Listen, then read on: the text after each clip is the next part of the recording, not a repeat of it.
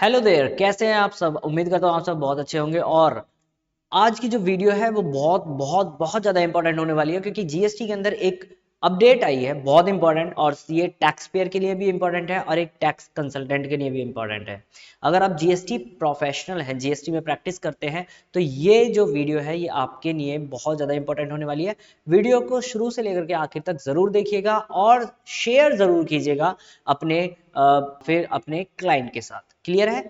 तो जीएसटी के अंदर एक अपडेट आई है, मैं आपके साथ वो डिस्कस करने वाला हूं कि अब जीएसटी के अंदर जो भी डेटा है जीएसटी पोर्टल पर आपका, वो डिलीट हो जाएगा। जी हाँ दोस्तों, जल्दी ही वो डेटा जो है आपका डिलीट हो जाएगा। तो क्या अपडेट है सर, पूरा हम इसमें देखने वाले हैं। चलिए जी, तो ये जीएसटी के वेबसाइट पे एक जो है एक अपडेट आ गई है, और अपडेट है 24 सितंबर 2024 की। Archival of GST returns data on GST portal. Yes, तो यहां पर एक सेक्शन का रेफरेंस दिया गया, और सेक्शन का रेफरेंस क्या दिया गया, सबसे पहले यहां पर बोला गया साहब, section number 39 and subsection number 11 of CGST act 2017। Sir section 39 क्या होता है? सर सेक्शन 39 में हम जीएसटी की रिटर्न फाइलिंग करते हैं। यस सर, तो सेक्शन 39 सबसेक्शन 11 के अंदर क्या बोला गया, इम्प्लीमेंटेड विद इफेक्ट फ्रॉम 1 अक्टूबर 2023, जो कि लागू हो गया था 1 अक्टूबर 2023 से। और नोटिफिकेशन नंबर जो है इसका इसका नोटिफिकेशन नंबर था डियर, वो था 28/2023। सेंट्रल टैक्स डेटेड 31 जुलाई 2023 को ये जो है नोटिफिकेशन आया था। इसके अंदर क्या बोला गया था, ध्यान से पढ़िए। इसके अंदर गया, provides that the taxpayer shall not be allowed file their GST returns after the expiry of period of 3 years from the due date of furnishing the said return। कहता है कि देखिए जी, सेक्शन 39 सब सेक्शन 11 के अंदर एक notification आया, notification number 28/2023। उसके अंदर बोला गया कि अब जो है एक जीएसटी टैक्स पेयर जीएसटी की रिटर्न्स 3 साल से ज्यादा की ड्यू जो हो चुकी है उनको वो फाइल नहीं कर पाएगा। यानी आप 3 साल पुरानी रिटर्न ही फाइल कर पाएंगे, उससे ज्यादा पुरानी रिटर्न फाइल नहीं कर पाएंगे। तो यहां पर आप लेकिन एक अपडेट है कि अगर आप 3 साल से पुरानी रिटर्न आपकी पेंडिंग है, तो अब वो फाइल नहीं कर पाएंगे जीएसटी के अंदर। सिर्फ और सिर्फ 3 साल के अंदर अंदर की जो रिटर्न है वही फाइल कर पाएंगे। क्लियर है? पहली चीज तो ये इन्होंने बोली। दूसरी चीज, उसके बाद इन्होंने बोला further as per GST portal data policy. ये बड़ा इंपॉर्टेंट है, ये बड़ा इंपॉर्टेंट है, इसको ध्यान से सुन लीजिएगा। आज की वीडियो इसी के ऊपर है डेडिकेटेड।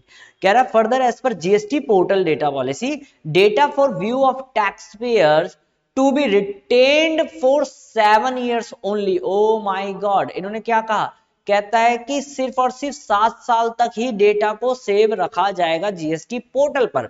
इसका मतलब क्या हुआ, इसका मतलब यह हुआ कि 7 साल पहले का जो डेटा है वो अब जीएसटी पोर्टल से डिलीट कर दिया जाएगा। क्या बात है सर, ये क्या है, मैं आपको आगे बताऊंगा। Therefore, the same data policy is being implemented on the GST portal. Thus, return data will not be available to view beyond 7 years of taxpayers।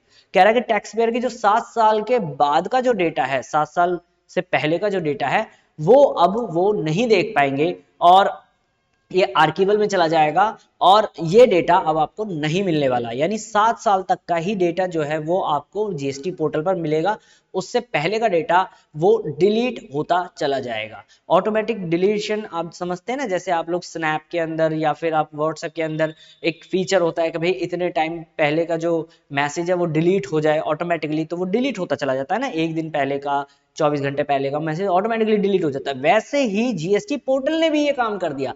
GST department ने कहा अब 7 साल पहले का जो डेटा है ना वो ऑटोमेटिकली डिलीट हो जाएगा आपके पोर्टल से, अब आपको वो डेटा दिखाई नहीं देगा जीएसटी पोर्टल से। सर इससे हमारे ऊपर क्या इफेक्ट आएगा, आगे देखते हैं। कह रहा accordingly on on first of August 2024 return filed for July 2017 has been archived, and on 1st of September 2024 data for August 2017 has been archived। अब ये क्या मतलब है सर, इसको मैं आपको ना बहुत आसान भाषा में समझाने की कोशिश करता हूं। देखिए जी, इसको आप ध्यान से समझिएगा क्या कहना चाह रहा है। जीएसटी जो आया था वो आया था 1 जुलाई 2017 को। ठीक है साहब, बिल्कुल जी, ये बात तो समझ में आती है। आज हम जो बात कर रहे हैं, आज हम जो बात कर रहे हैं वो 25 ऑफ सितंबर 2024 की बात कर रहे हैं। लगभग लगभग इस जीएसटी पोर्टल या जीएसटी का जो सिस्टम है वो आए हुए 7 इयर्स हो चुके हैं। मानते हो मेरी बात? बिल्कुल।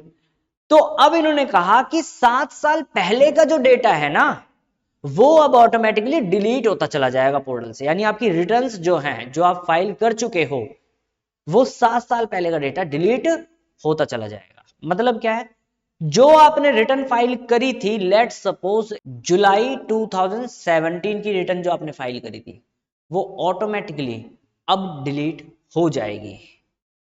ठीक है जी। अगस्त 2017 में जो रिटर्न फाइल करी गई थी वो डिलीट हो जाएगी। तो अभी अगर अभी लेटेस्ट किसी का कोई जीएसटी नंबर है और वो 2017 का जीएसटी नंबर है तो एक बार पोर्टल पे लॉगिन कीजिए और अपनी रिटर्न जो चेक कीजिए फाइनेंशियल ईयर 2017-18 की। 2017-18 फाइनेंशियल ईयर में आप जब जाएंगे, पीरियड जब चेक करेंगे तो सिर्फ आपको सितंबर की रिटर्न दिखाई देगी, आपको जुलाई और अगस्त की रिटर्न दिखाई नहीं देगी। आप एक बार चेक कीजिएगा, मैं आपको प्रैक्टिकली दिखाने वाला भी हूँ, वो डिलीट हो जाएगी। तो ये क्या होगा, ये मंथली बेसिस पर ये डेटा डिलीट होता चला जाएगा। जो भी मंथ वो 7 साल से पहले वाले पीरियड में फॉल करेगा उस मंथ का डेटा ऑटोमेटिकली डिलीट हो जाएगा। तो आपको क्या करना है, आपको सर अभी से स्टार्ट हो जाना है, अपनी रिटर्न्स को डाउनलोड कर लेना है। ठीक है जी, अपने पोर्टल पर जाइए, लॉग इन कीजिए और जीएसटी की रिटर्न्स को डाउनलोड कर दीजिए।